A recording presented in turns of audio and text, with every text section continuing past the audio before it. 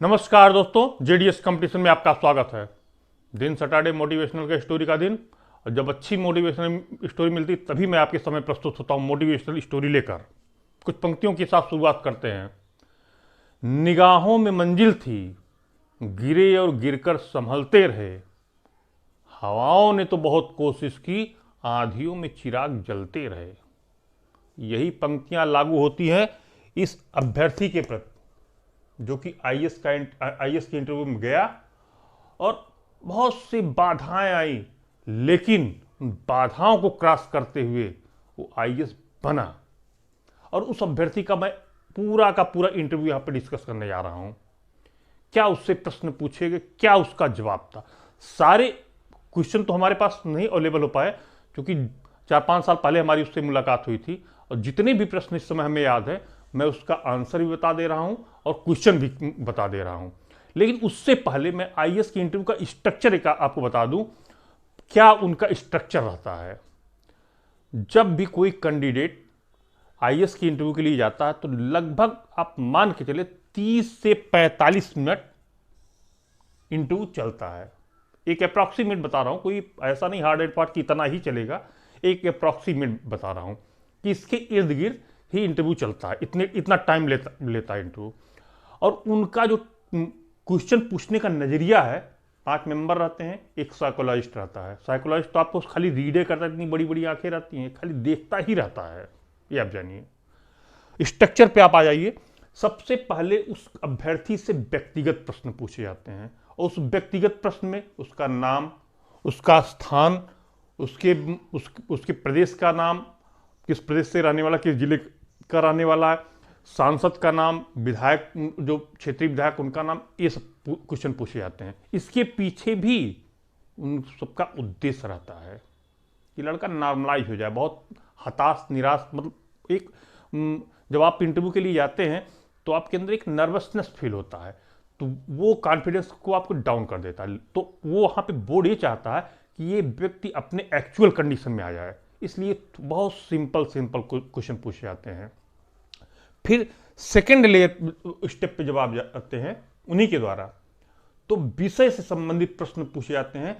जो आपने मेंस में विषय लिया है, तो वो मान लिया आपने इतिहास लिया है, भूगोल लिया, तो उस विषय से आपसे क्वेश्चन पूछे जाएंगे। और वो अपेक्षा करते हैं कि आपको उस विषय की गहरी नॉलेज होगी, गहरी जानकारी होगी।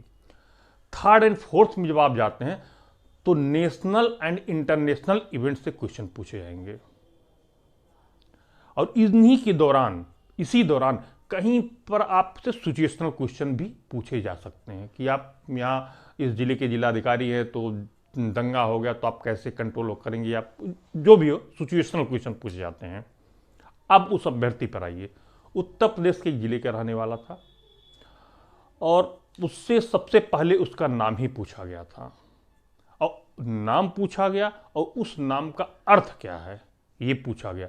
आप लोग भी जब जाइए इंटरव्यू के लिए अपने नाम का अर्थ जरूर याद करके जाइएगा। भाई आपके नाम का क्या अर्थ है, ये क्वेश्चन पूछा जा सकता है, पूछे जाते रहे। जरूरी नहीं सारे कैंडिडेट से पूछे जाए, बीच बीच में पूछे जाते रहते हैं। जिले का नाम पूछा गया, जिले का नाम भी बता दिया वो अपना, भाई मूल जिला तो सभी जानेंगे। अब सांसद का नाम पूछा गया, वो भी नाम बताया। विधायक का नाम पूछा गया, वो भी बताया। उसके बाद में उससे पूछा गया, भाई अपने जो क्षेत्र है, अपने जिले के 2 गुंडों का नाम बताइए। ये क्वेश्चन था उस इंटरव्यू में, अपने क्षेत्र के 2 गुंडों का नाम बता दिया। उसने 2 किसी का नाम ले लिया, कहा सर हमारे यहाँ ये दोनों गुंडे हैं, चार्ज शीटेड है, इनके अगेंस्ट बहुत से एफआईआर भी है। कहा अच्छा ठीक है।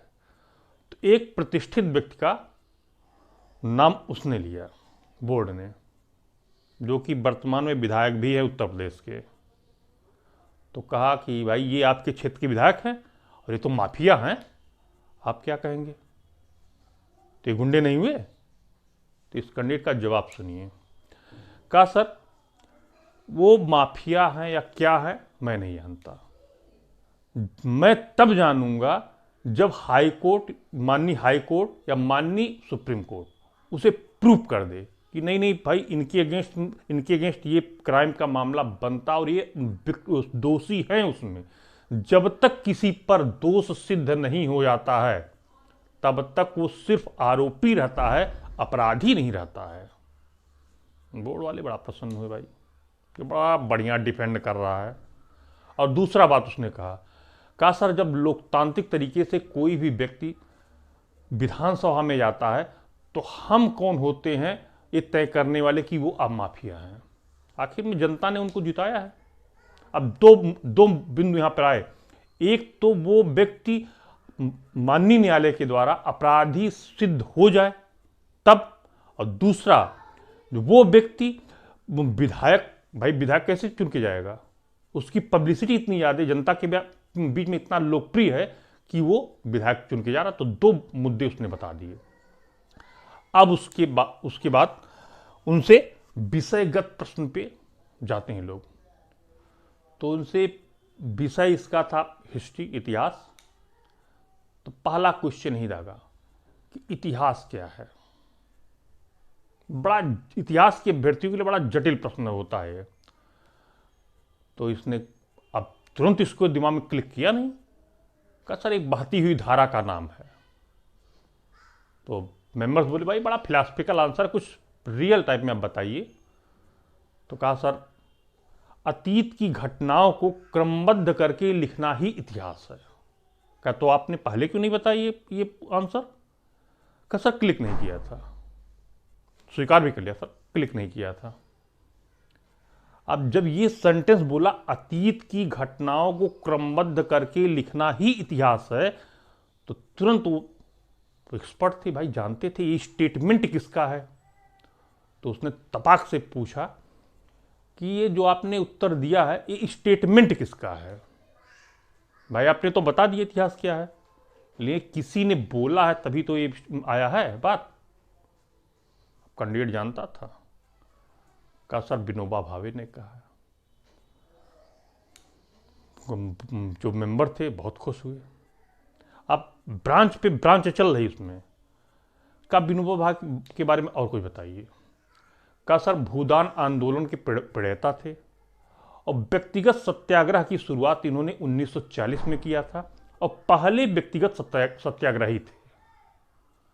फिर जो हिस्ट्री का एक्सपर्ट बैठा था उसने त्राक से क्वेश्चन पूछा। कहा जब पहले सत्याग्रही ये थे तो दूसरे का नाम भी बता दीजिए। लगे हाथ, बता दिया इसने। कहा सर पंडित जवाहरलाल नेहरू। कहा गुड, वेरी गुड। सारे मेंबर बड़े खुश। अभी तक वो लड़का हिला नहीं, चल रहा है।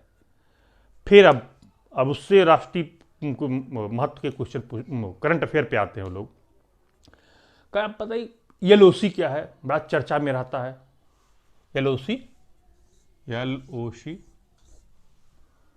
एलओसी का क्या है, थोड़ा समझा। अब जब भी कोई प्रश्न पूछा जाता है तो उसके पीछे उनका बहुत निहित उद्देश्य रहता है। सामान्य तौर पे जब आपसे या मतलब किसी से पूछा जाए तो एलओसी तो बता देंगे, लेकिन उसके बाद वाले स्टेप सुनिएगा, ध्यान से सुनिएगा। तो पूछा गया एलओसी क्या है। का सर लाइन ऑफ कंट्रोल, का बिटवीन, का इंडिया एंड पाक occupied Kashmir. India and PoK, यही पीओके वो कहलाना चाहता था। अगर आप बोल देते इंडिया एंड पाकिस्तान, वहीं पे कट हो जाता। बहुत माइन्यूट बात थी यहां पर। कहा सर इंडिया एंड पाक ऑक्युपाइड कश्मीर। बहुत खुश हुआ इस पर भी। कहा एलएसी क्या है। अब जब एलओसी की बात आई तो एलएसी भी आ गया।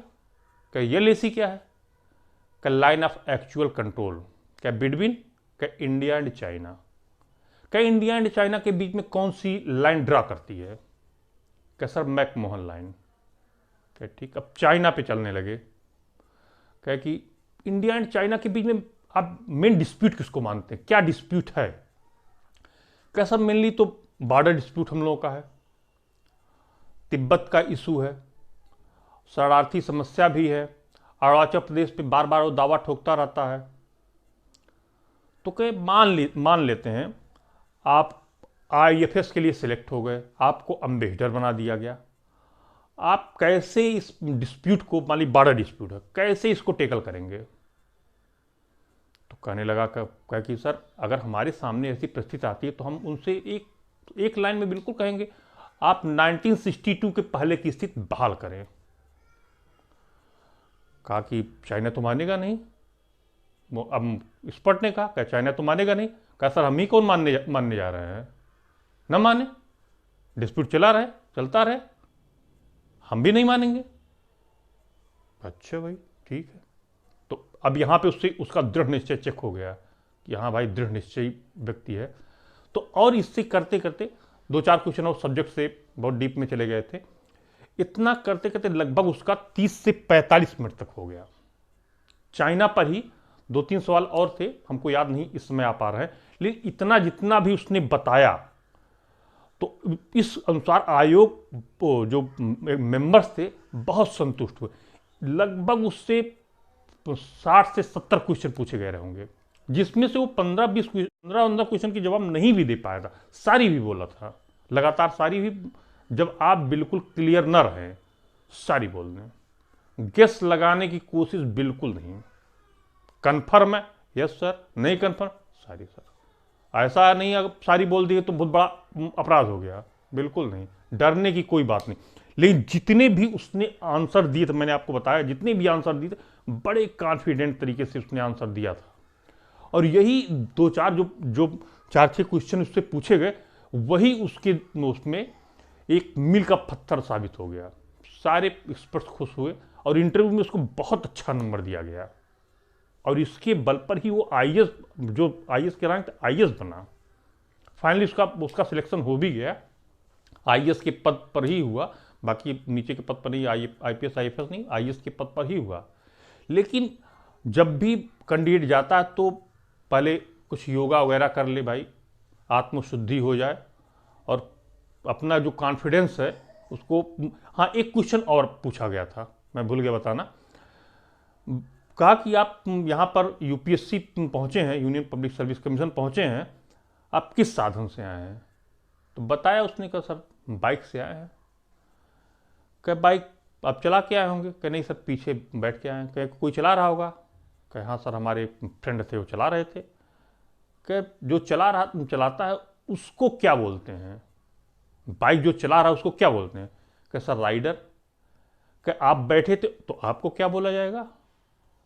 तुरंत बताया सर पिलियन राइडर। तो जो भी व्यक्ति बाइक पे बैठा रहता है उसको पिलियन राइडर बोला जाता है। ये भी आप फैक्ट जान लें अच्छी तरीके से। तो वो यहाँ तक क्वेश्चन हुआ उसका। फिर आयोग उस पर बहुत खुश हुआ, उनको विदा किया, भाई जाइए आपका हो चुका है, चला आया। फाइनली सिलेक्ट हुआ वो लड़का। लेकिन एकदम बढ़िया से अगर आप भी इंटरव्यू की तैयारी करते, इंटरव्यू की तैयारी कभी एक दिन में नहीं हुआ करती, ये सतत प्रक्रिया है। जिस दिन से आप तैयारी शुरू के उसी दिन से आप इंटरव्यू पर भी फोकस करते रहें तब। और किसी भी IAS की इंटरव्यू में ही नहीं, किसी भी इंटरव्यू में आप सतत, चूंकि फाइनली जो आप हैं वो वहाँ पर निकल ही आएगा, उसमें कुछ सोचने का आवश्यकता नहीं है। आप जैसे हैं उनको वहाँ पे निकाल लेंगे। तो सतत प्रक्रिया कंटिन्यू रहे। और ये स्टोरी आपको, ये मोटिवेशनल रियल जो इंसिडेंट है, रियल इंटरव्यू है, आपको कैसा लगा अपने कमेंट बॉक्स में जरूर बताएं।